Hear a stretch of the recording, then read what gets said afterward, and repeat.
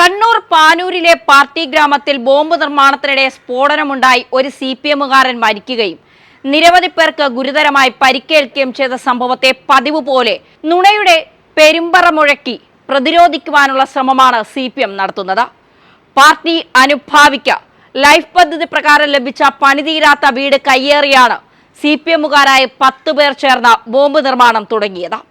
സംഭവവുമായി ബന്ധപ്പെട്ട ഇതുവരെ പിടിയിലായവർ CPM-കാരാണ് എന്ന് മാത്രമല്ല നിരവധി കേസുകളിൽ പ്രതികളുമാണ്. പാർട്ടിക്ക് വേണ്ടി ചെയ്ത കുറ്റകൃത്യങ്ങളുടെ പേരിലാണ് അത്. ബോംബ് നിർമ്മാണം നടക്കുന്നതായി 2 തവണ ഇന്റലിജൻസ് റിപ്പോർട്ട് ലഭിച്ചിട്ടും പോലീസ് അത് അവഗണിച്ചത് പാർട്ടിയുടെ താൽപര്യപ്രകാരമാണ് എന്ന് വ്യക്തം. സ്ഫോടനത്തിൽ ഒരാൾ മരിക്കുകയും സംഭവം ഒരു തരത്തിലും മറയ്ക്കാൻ കഴിയാതാവുകയും ചെയ്തതോടെ പാർട്ടിയുമായി ബന്ധമില്ല എന്ന നുണപ്രചാരണവുമായി CPM നേതാക്കൾ രംഗത്ത് വരികയായിരുന്നു. രക്ഷാപ്രവർത്തനത്തിനിടെ പരിക്കേറ്റാണ് സഖാവ് മരിക്കാനിടയായത് എന്ന് CPM ചാനൽ തന്നെ റിപ്പോർട്ട് ചെയ്തു. പാർട്ടിയുടെ ബന്ധത്തിന് തെളിവ് തന്നെയാണ് അത്. ബോംബ് സ്ഫോടനവുമായി പാർട്ടിക്ക് ബന്ധമില്ല എന്നും പാർട്ടി സഖാക്കളെ ആക്രമിച്ച കേസിൽ പ്രതികളാണ് ബോംബ് നിർമ്മിച്ചത് എന്നുമുള്ള കള്ളക്കഥയുമായി യാതൊരു ഉളുപ്പുമില്ലാതെ CPM സംസ്ഥാന സെക്രട്ടറി MV ഗോവിന്ദനും പ്രത്യക്ഷപ്പെട്ടു. എന്നിട്ട് പാർട്ടി നേതാക്കൾ കൊല്ലപ്പെട്ട പ്രതിയുടെ വീട് സന്ദർശിച്ച അനുപാതം പ്രകടിപ്പിക്കുകയും മാധ്യമങ്ങളോട് എങ്ങനെ പ്രതികരിക്കണമെന്ന് വീട്ടുകാരെ പഠിപ്പിക്കുകയും ചെയ്തു. CPM പതിറ്റാണ്ടുകളായി നടത്തിക്കൊണ്ടിരിക്കുന്ന അക്രമ രാഷ്ട്രീയത്തിന്റെ അവിഭാജ്യ ഘടകമാണ് നുണപ്രചാരണവും. ഇക്കാര്യത്തിൽ നട്ടുച്ചക്കിരട്ടാക്കുക എന്ന് വരുത്തി തീർക്കാൻ CPM-ന്റെ എത്ര വലിയ നേതാവിനും മടിയില്ല. ഒരു വിഷുക്കാലത്ത് കണ്ണൂരിൽ ബോംബ് സ്ഫോടനം ഉണ്ടായപ്പോൾ അത് വിഷുവിന് പൊട്ടിക്കാൻ വാങ്ങിവെച്ച പടക്കമെന്നായിരുന്നു അന്ന് മുഖ്യമന്ത്രിയായിരുന്ന EK നായനാർ പറഞ്ഞത്. പാനൂരിൽ ബോംബ് നിർമ്മിക്കുന്നതിനെ കുറിച്ച് ഇന്റലിജൻസ് റിപ്പോർട്ട് നൽകിയതിനെ കുറിച്ച് തനിക്കറിയില്ല എന്ന് ആഭ്യന്തരമന്ത്രി കൂടിയായ ഇപ്പോഴത്തെ മുഖ്യമന്ത്രി പിണറായി വിജയൻ പറയുന്നത് നായനാരുടെ പിൻഗാമി എന്ന നിലയ്ക്കാണ്.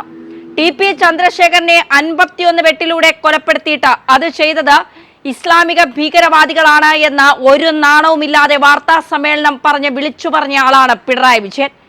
TP കൊലക്കേസിൽ പാർട്ടി നേതാക്കൾ പ്രതികളായപ്പോഴും പാർട്ടിക്ക് ബന്ധമില്ല എന്ന പച്ചക്കള്ളം CPM പ്രചരിപ്പിച്ചു. ഇതേ പ്രതികൾക്ക് വേണ്ടി വക്കീലിനെ വച്ച് വാദിച്ചതും ശിക്ഷിക്കപ്പെട്ടപ്പോൾ ജയിലിൽ സുഖ സൗകര്യങ്ങൾ ഒരുക്കിയതും CPM ആണ്. TP കേസിലെ CPM-കാരായ പ്രതികളുടെ വീട്ടിൽ കല്യാണം ആഘോഷിക്കാനും CPM നേതാക്കൾ പോവുകയുണ്ടായി. പച്ച നുണകൾ ഉത്തമ ബോധ്യത്തോടെ പറഞ്ഞ് ജനങ്ങളെ തെറ്റിദ്ധരിപ്പിക്കാൻ കഴിവുള്ളവരാണ് CPM-ന്റെ ഒട്ടുമിക്ക നേതാക്കളും. പാർട്ടിയിലെ മാന്യന്മാരാണെന്ന് കരുതുന്നവരും ഈ അധമവൃത്തി ചെയ്യാൻ മടിയുള്ളവരല്ല. പാനൂരിലെ ബോംബ് സ്ഫോടനത്തിന്റെ കാര്യത്തിലും ഇതിന്റെ തനി ആവർത്തനമാണ് കാണുന്നത്. അക്രമരാഷ്ട്രീയം CPM-ന് പാർട്ടി പ്രവർത്തനമാണ്. നിരവധി പേർ കൊല്ലപ്പെടുകയും ചിലപ്പോൾ പാർട്ടിക്കാർ തന്നെ ഇതിന്റെ ഇരകളാവുകയും ചെയ്തിട്ടും അക്രമരാഷ്ട്രീയം CPM കൈയൊഴിയാത്തതിന്റെ കാരണം ഇതാണ്.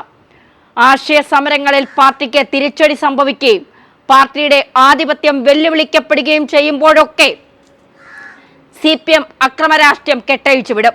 അടിയന്തരാവസ്ഥയെ തുടർന്ന് പാർട്ടി പ്രവർത്തകർ RSSലേക്ക് നീങ്ങുമെന്നായതോടെ CPM വ്യാപകമായ ആക്രമണം നടത്തുകയുണ്ടായി. കണ്ണൂർ ജില്ലയിൽ CPM പല കൊലപാതകങ്ങൾ നടത്തിയിട്ടുള്ളതും വെറുപ്പിന്റെ അന്തരീക്ഷം നിലനിർത്താനാണ്. CPM പ്രവർത്തകർ മറ്റുള്ളവരുമായി അടുത്തിടപഴകിയാൽ പാർട്ടി വിടുമെന്ന് CPM നേതൃത്വം ഭയക്കുന്നു. MV രാഘവന്റെ കൂടെ അണികൾ പോകുമെന്നായപ്പോൾ പാർട്ടിക്കാരോട് ആയുധമെടുക്കാൻ EMS നമ്പൂതിരിപ്പാട് തന്നെ ആഹ്വാനം ചെയ്യുകയുണ്ടായല്ലോ. ഇപ്പോഴത്തെ ബോംബ് നിർമ്മാണം ലോക്സഭാ തിരഞ്ഞെടുപ്പ് ലക്ഷ്യം വെച്ചത് തന്നെയായിരുന്നു എന്ന് വ്യക്തം. തിരഞ്ഞെടുപ്പിന് മുൻപ് സ്ഫോടനം സൃഷ്ടിച്ച ജനങ്ങളിൽ ഭീതി വളർത്തുക, അവരെ വോട്ട് ചെയ്യുന്നതിൽ നിന്ന് പിന്തിരിപ്പിക്കുക, ഇതിനുവേണ്ടി വൻതോതിലുള്ള ബോംബ് നിർമ്മാണമാണ് നടന്നത്. പ്രതികൾ നൽകിയ വിവരമനുസരിച്ച് നിരവധി ബോംബുകൾ പിടിച്ചെടുത്തത് ഇതിന് തെളിവാണ്.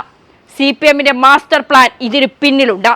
എന്തായാലും വലിയൊരു ദുരന്തം ഒഴിഞ്ഞുപോയെന്ന് നമുക്ക് സമാധാനിക്കാം. ശരിയായ അന്വേഷണം നടത്തി കുറ്റവാളികളെ മുഴുവൻ പിടികൂടണം. മാത്രമല്ല തിരഞ്ഞെടുപ്പ് കഴിയുന്നത് വരെ കേരളത്തിലെ ജനങ്ങൾ കനത്ത ജാഗ്രത പുലർത്തുകയും വേണം.